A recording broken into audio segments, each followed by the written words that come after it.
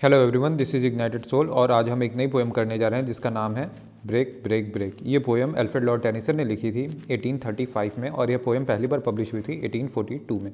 इस पोएम में उन्होंने अपने फ्रेंड के मौत का जिक्र किया है कि उससे उन्हें कितना ज़्यादा दुख हुआ है, इसलिए ये एक शोक गीत है। शोक गीत मतलब एलिगी है। एलिगी हमेशा सैड टोन में लिखी जाती है, ठीक है। इस पोएम को उन्होंने मैबलथॉर्प नाम की जगह पे लिखा था। मैबलथॉर्प कहाँ पे है? ईस्टर्न इंग्लैंड में सिचुएटेड है। आप इस जगह को अपने स्क्रीन पे देख सकते हैं, मैंने मैप अटैच किया है। अब हम अपनी पोएम की तरफ बढ़ते हैं जो कि कुछ ऐसे है। Break break break on thy cold grey stones O sea, and I would that my tongue could utter the thoughts that arise in me. यहाँ पे दाई जो है ये विक्टोरियन इंग्लिश का वर्ड है जिसका मतलब है योर, ठीक। Break break break on thy cold grey stones O sea, अरे वो समंदर तुम इन ठंडी स्लेटी रंग की चट्टानों को तोड़ो तोड़ो तोड़ो, लगातार तोड़ो। And I would that my tongue could utter the thoughts that arise in me, काश मैं भी मेरे अंदर उठने वाली भावनाओं को व्यक्त कर पाता जो मेरे अंदर लगातार उठ रही, जो मेरे अंदर का दुख है उसे काश मैं भी व्यक्त कर पाता। जैसे कि यह समंदर अपने लहरों से अपने अंदर के सारी फीलिंग्स को उन चट्टानों पे लाके पटक दे रहा है, उन निर्जन स्लेटी रंग के चट्टानों पे। निर्जन और स्लेटी रंग, यहाँ पे देखिए ये दोनों सैडनेस मतलब कि दुख के क्या है, प्रचारक हैं। जैसे कि देखिए कोल्ड, कोल्ड हम क्यों कह रहे हैं, वो ठंडे क्यों हैं चट्टान, क्योंकि वह निर्जन है। उनकी मतलब कि ये बेसिकली मृत्यु का संकेत दे रही है, दुख का संकेत दे रही है। जब कोई चीज़ गर्म होती है तो उसमें जीवन होता है, कोई व्यक्ति जिंदा होता है तो उसकी जो बॉडी होती है, उसका जो शरीर होता है वह गर्म होता है, ठीक है। और ग्रे, ग्रे मतलब ऐसा रंग है जो दुख का रंग है, दुख व्यक्त करता है। सफ़ेद और काले के बीच का रंग है जो दुख और बेसिकली ज़िंदगी का रंग है, क्योंकि किसी की भी ज़िंदगी पूरी तरीके से ब्लैक या पूरी तरीके से वाइट नहीं होती, वो ग्रे होती है, ठीक। तो हमें यहाँ पे ये चीज़ें ये दर्शा रही हैं। और जो समंदर है वह अपनी गरजती हुई लहरों से अपने मन के अंदर के सारे दुख को, जो उसके अंदर जो सारी फीलिंग्स है, जो भी उसके मन में आ रहा है, वो सबको उन पत्थरों पे लाके पटक दे रहा है, उड़ेल दे रहा है। उससे काफ़ी तेज़ी से डरावनी आवाज़ें निकल रही हैं समंदर की लहरों की वजह से। और यहाँ पे हमारा पोएट दुख जताता है कि कैसे जो प्रकृति है उसको कोई फ़र्क नहीं पड़ता, इस समंदर को कोई फ़र्क नहीं पड़ता, ये कितने आराम से अपने सारे फीलिंग्स को व्यक्त कर रहा है, फीलिंग्स को शो कर रहा है। और जो मैं यहाँ बैठा हुआ, मैं अपने अंदर की सारी फीलिंग्स को व्यक्त नहीं कर पा रहा हूँ, जो मेरे अंदर का दुख है मैं उसे किसी से कह नहीं पा रहा हूँ, मैं उसको उड़ेल नहीं पा रहा हूँ, लेकिन यह समंदर कितने आराम से अपने अंदर के सारी फीलिंग्स को बाहर निकाल दे रहा है। तो यह यहाँ पे कवि का, पोएट का मेन दुख का कारण है। अब हम आगे बढ़ते हैं। Oh well for the fisherman's boy that he shouts with his sister at play, oh well for the sailor lad that he sings in his boat on the bay, and the stately ships go on to their haven under the hill. यहाँ पे Alfred Lord Tennyson कहते हैं, देखो कैसे मछुआरे का बेटा अपनी बहन के साथ खेल रहा है और चिल्ला रहा है।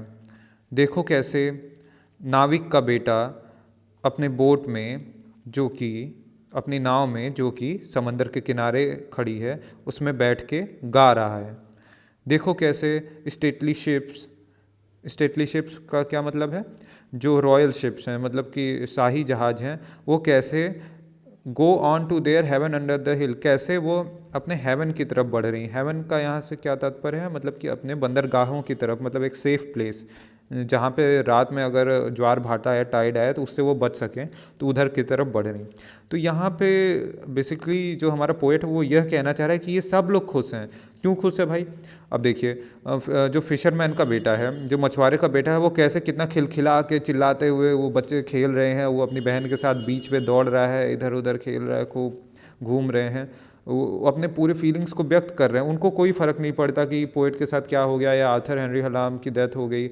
मतलब कि जो लोगों का जीवन है वो वैसा ही चल रहा है, उस जीवन में मतलब जीवन उनका अचानक से रुका नहीं। केवल हमारे पोएट आर्थर हेनरी हलाम की वजह से केवल हमारे पोएट का जीवन रुक गया है, अल्फ्रेड लॉर्ड टेनिसन का। बाकी सबका जीवन वैसा ही चल रहा है, नेचर को कोई फ़र्क नहीं पड़ता कौन मर गया कौन क्या हुआ। तो वो ये दर्शाना चाह रहे हैं यहाँ पे। और वैसे वो कह रहे हैं कि देखो कैसे देखो कैसे नाविक का बेटा जो है वो गा रहा है, मतलब खुशी से गा रहा है, अपनी फीलिंग्स को व्यक्त कर रहा है, टोटली फ्री होके व्यक्त कर रहा है, लेकिन मैं कैसे अपने दुख को व्यक्त नहीं कर पा रहा हूँ, मैं कुछ कह नहीं पा रहा हूँ। यह लोग मेरे दुख से दुखी नहीं हैं, इनके लाइफ में कोई फ़र्क नहीं पड़ा है। और ये कहते हैं स्टेटली शिप्स, मतलब कि ये जहाज़ जो है देखो कितने आराम से, जो मतलब कि जिस भी सेल पे, मतलब जहाँ पे भी ये ट्रेड करने गए थे वहाँ से व्यापार कर कर लोग खुशी खुशी अपने घर को वापस आ गए। देखो उनको कैसे कोई फ़र्क नहीं पड़ रहा, वो जहाज़ जो उसका जो गौरव है, क्योंकि वो रॉयल शिप है, मतलब बहुत खूबसूरत, बहुत अलग अलग डिजाइन्स उस पर बनी हुई हैं, कितना अलंकारित है, कितना सुंदर है। वो अपने उतनी ही सुंदरता से, उतने ही रौब से कैसे अपने बंदरगाह की तरफ बढ़ रहा है, उसे भी कोई फ़र्क नहीं पड़ रहा, किसी को कोई फ़र्क नहीं पड़ रहा, केवल मैं ही हूँ, मेरा ही दुख है, सब कुछ है। और ये जो लोग हैं ये कितने निर्जन हैं, कितने मतलब निर्जीव हैं, जो इन्हें कोई दुख या कोई कष्ट नहीं हो रहा मेरे दोस्त आर्थर हेनरी हलाम के डेथ की वजह से, उसके मरने की वजह से।